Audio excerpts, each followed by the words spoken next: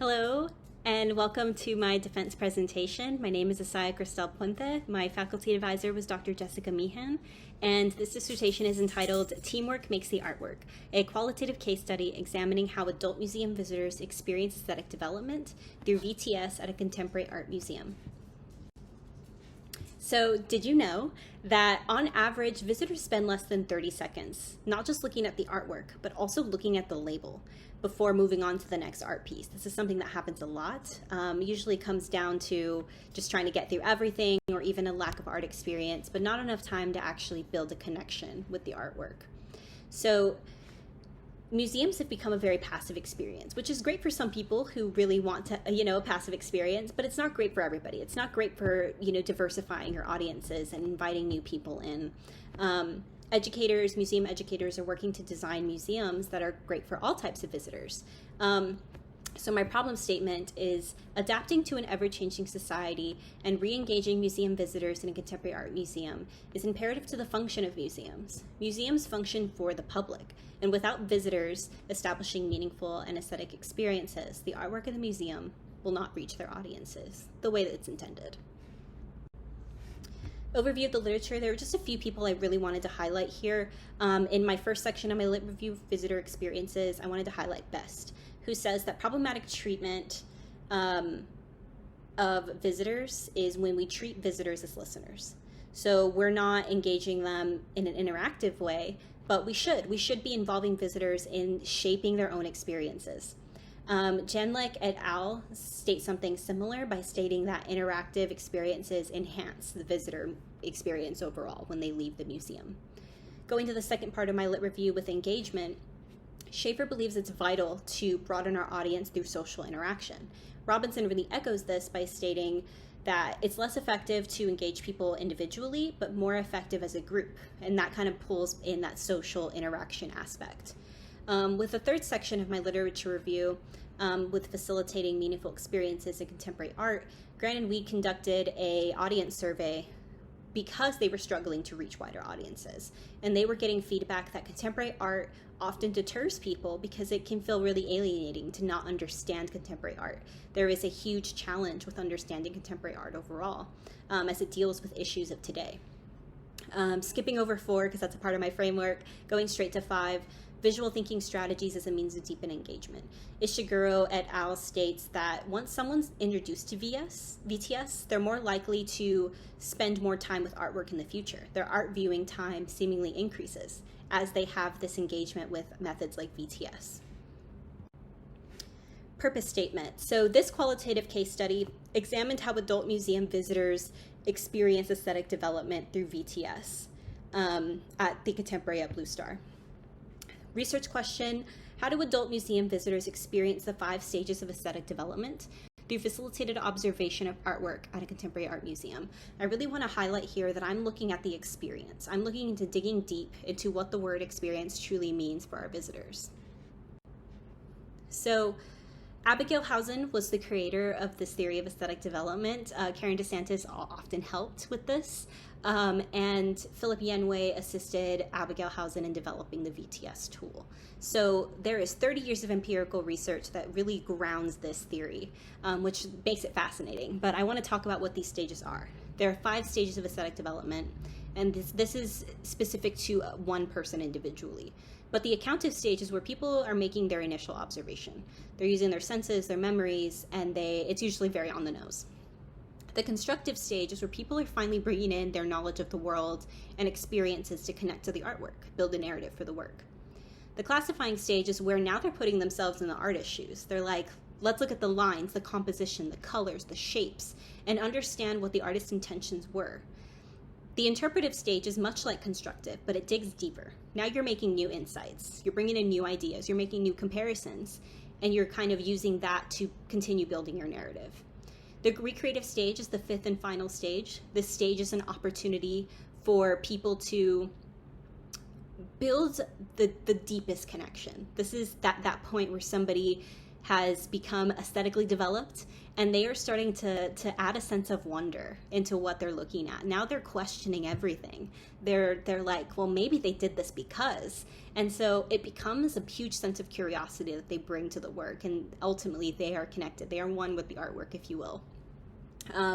And so not everybody makes it through all 5 stages. If you lack a lot of art knowledge, you might only make it to the constructive stage.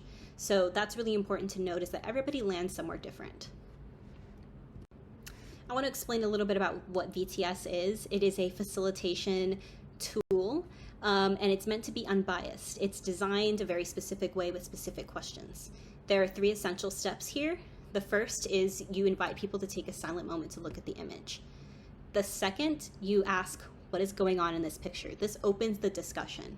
Step 3, you say, what do you see that makes you say X, Y, or Z?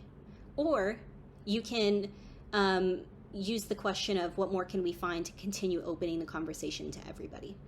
As you're doing this, you're pointing with precision at what people are talking about, and you are paraphrasing every comment with conditional language, and thanking people for their comments and ideas. So I chose a qualitative research design because I'm seeking to understand someone's progression through these stages of aesthetic development. I'm looking at experience. I'm looking at people's experiences. So that's why it was essential for me to choose this, as well as using a constructivist worldview.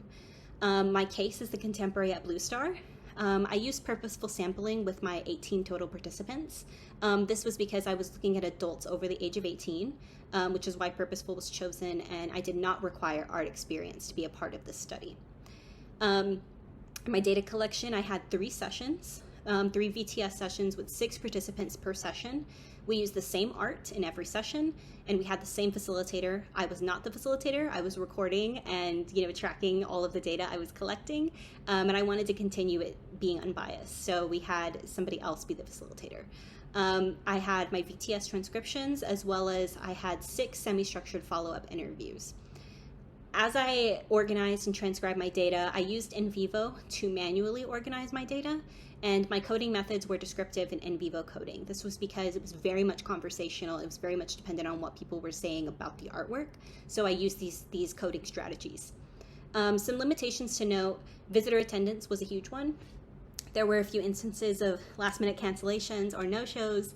Luckily, I was prepared for something like that to happen working in this field, but I had people, as kind of waitlisted, if you will. So I had enough people for every session.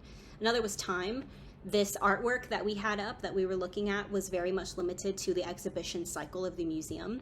Should we have had a session that kind of went over the exhibition cycle, it would not have been the same experience. We might not have been able to look at the same work of art. So in order for my data to be what it was, I really was limited to the constraints of the time.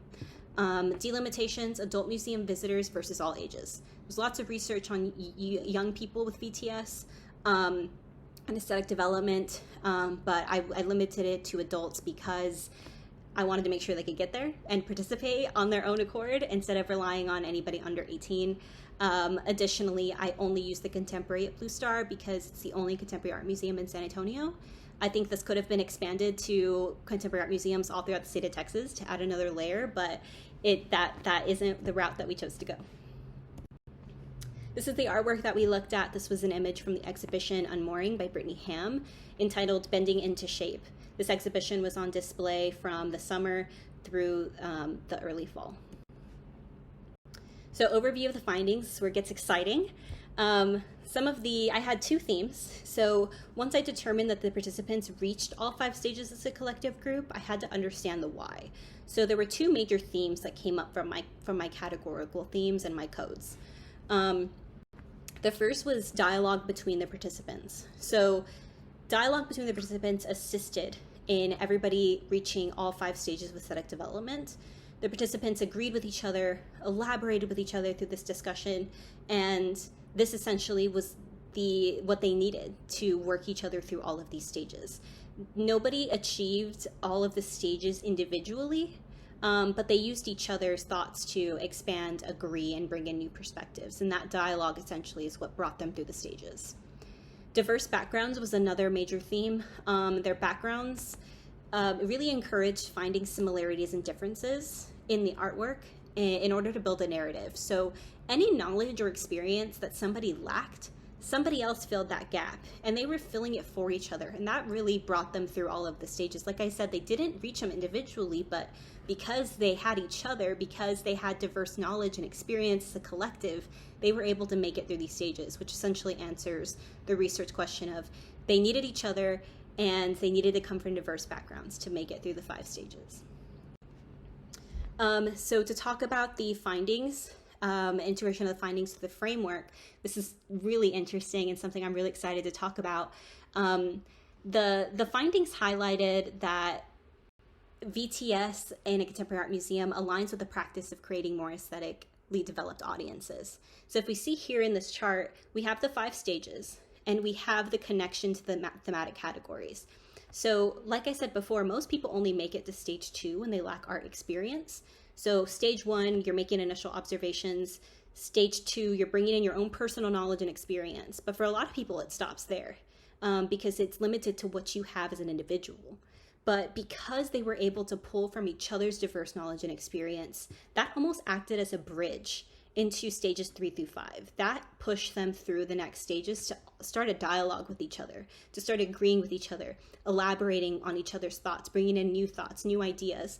So it's quite interesting how that diverse knowledge really was essential into pushing them into starting a dialogue with one another. So here we have integration of the findings through the literature review.